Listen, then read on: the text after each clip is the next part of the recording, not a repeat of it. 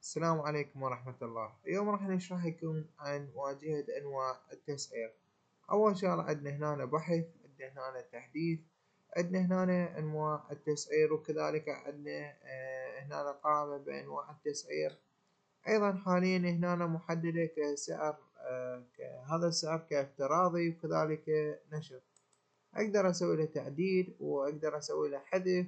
عندنا هنا أقدر أسوي له طباعة على قائمة أنواع التسعير، أقدر أسوي له تصدير أكسل، وأيضا عندنا هنا بحث داخل الجدول.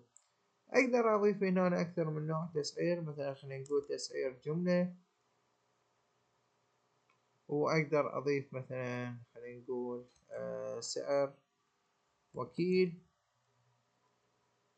هنا فائدة أنواع التسعير إنه أنا أقدر أسعر المنتجات بأكثر من سعر، وعندنا هنا عدد لا متناهي من أنواع التسعير.